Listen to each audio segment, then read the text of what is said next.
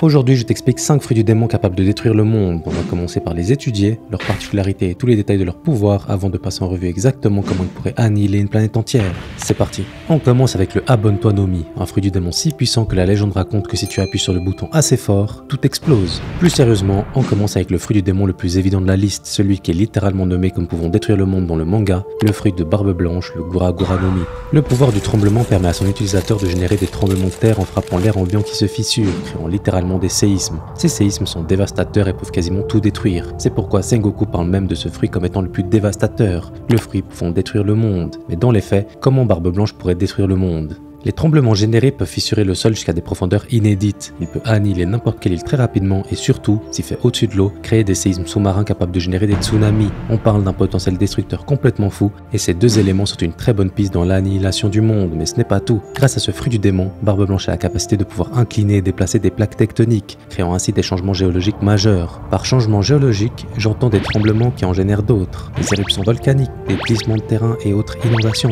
Bref, la panoplie complète pour détruire le monde dans son entièreté. Le deuxième fruit pouvant détruire le monde va sûrement te surprendre car il s'agit du fruit de Kuma, le Nikyunuku no Mi ou fruit des coussinets. Avant que je t'explique comment il détruirait le monde, laisse-moi te l'expliquer en détail. Le fruit offre à Kuma des coussinets sur ses mains et ceux-ci peuvent repousser n'importe quoi, que ce soit des objets tangibles comme des armes, des personnes ou encore des projectiles, mais aussi des éléments intangibles comme la douleur, la fatigue ou encore la mémoire. Un fruit extrêmement polyvalent qui permet à Kuma d'avoir peut-être la meilleure panoplie parmi tous les fruits. En termes d'attaque, Kuma peut repousser l'air et l'envoyer à haute vitesse sur ses adversaires, créant des attaques rapides, très puissantes. La vitesse à laquelle il le repousse dépend de sa propre volonté, allant de très lentement à la vitesse de la lumière. Oui, il peut repousser jusqu'à la vitesse de la lumière, c'est complètement fou. Au niveau de la défense, c'est très simple, il peut tout repousser. Dès que ses coussinets touchent quelque chose, il le repousse. Ça sous-entend non seulement qu'il pourrait repousser même les personnes enduites de haki, mais surtout ça veut dire que si Kuma est assez rapide et vif, tu ne pourras que très difficilement lui faire de dégâts, puisqu'il repoussera continuellement tes attaques, peu importe la nature de celle-ci. Enfin, de manière supportive, il peut fuir grâce à ses coussinets, se déplaçant si vite que ça ressemble à de la téléportation,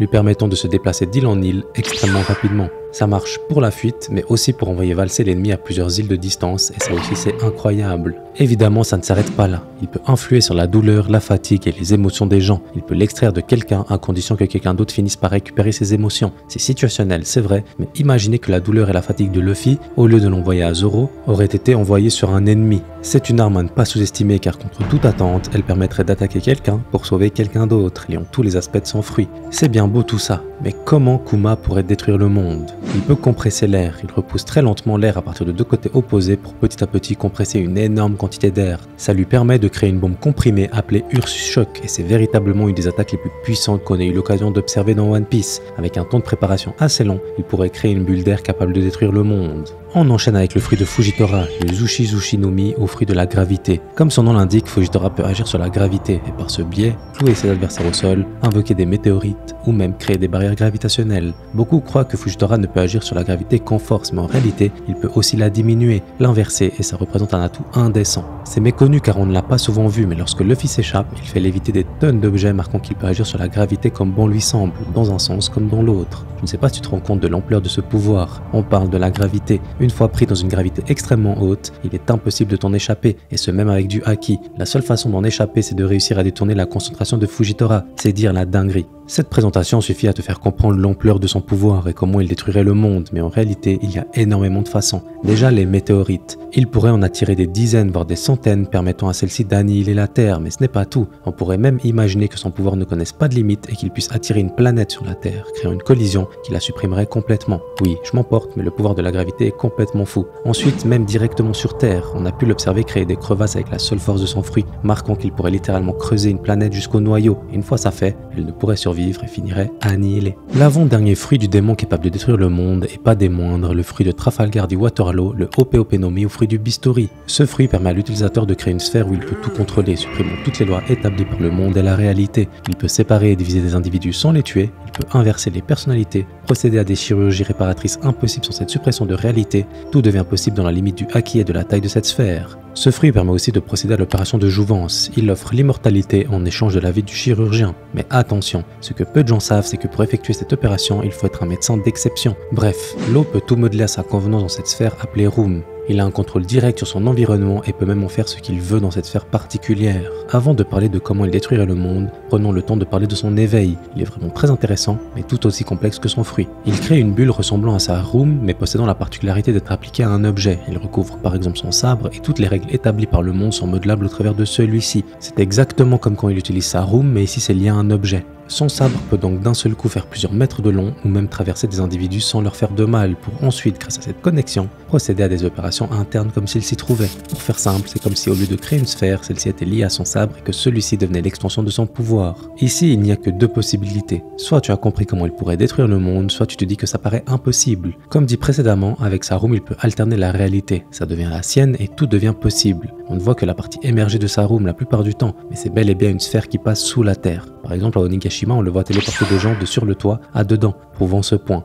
Il pourrait donc manipuler la Terre directement avec sa room et altérer tout ce qui fait que la Terre fonctionne. La forme, l'air, les particules terrestres, même peut-être le noyau. Tout devient possible et ce serait la première possibilité avec laquelle il pourrait détruire le monde. Mais ce n'est pas tout. Pour l'instant, à part le temps et l'énergie, il n'y a aucune limite à sa room. Avec énormément de temps et de repos, on pourrait imaginer qu'il puisse créer une room englobant la Terre et là, encore une fois, en un claquement de doigts, tout disparaîtrait. On passe au dernier fruit de cette vidéo, le fruit de la foudre ou Gorogoro no Mi d'Ener. Il faut savoir que parmi les logas, la foudre est un des éléments les plus versatiles et polyvalents, littéralement fort dans tous les domaines. On parle évidemment aussi de puissance puisqu'il peut élever ses volts jusqu'à 200 millions. Je ne sais pas si tu te rends compte de la folie, mais un éclair tape à environ 10 millions de volts. La forme d'Ener est donc 20 fois plus puissante qu'un éclair alors que celui-ci est déjà meurtrier. C'est une dinguerie. Offensivement, ça paraît indécent, mais l'électricité se déplace aussi vite que la lumière. Ener peut donc voyager à travers celle-ci à une vitesse indécente et les nuages devenant des cumulonimbus une fois chargés en électricité, il n'y a pas vraiment de limite à ses déplacements. Cela passe aussi par un contrôle de l'électricité ambiante. Il peut donc activer des attaques à distance totalement aléatoires pour ses ennemis puisqu'elles descendent du ciel. Le fruit de Ener est vraiment dévastateur. Grâce à sa foudre, il arrive à étendre son HDO et il l'utilise pour entendre tout ce que les gens disent à des kilomètres à la ronde. On passe à la compétence qui lui permettrait de détruire le monde, Raigo. Raigo est une sphère géante remplie de foudre et de courant électrique qui est encore aujourd'hui considérée comme une des attaques les plus puissantes de l'œuvre entière. Il charge des nuages noirs appelés Fulgurostratus à l'aide de l'Arche Maxime pour ensuite pouvoir les utiliser et annihiler une île entière. Cependant, ça ne s'arrête pas là. La sphère est contrôlée par Ener et c'est lui qui donne l'ordre que celle-ci se précipite sur la zone visée.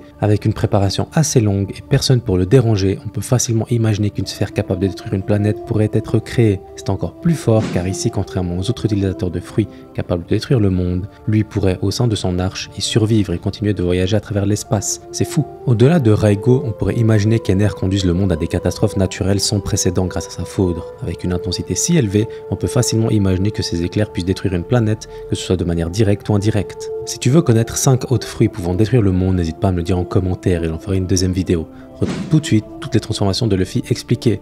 Merci pour la force, ciao ciao.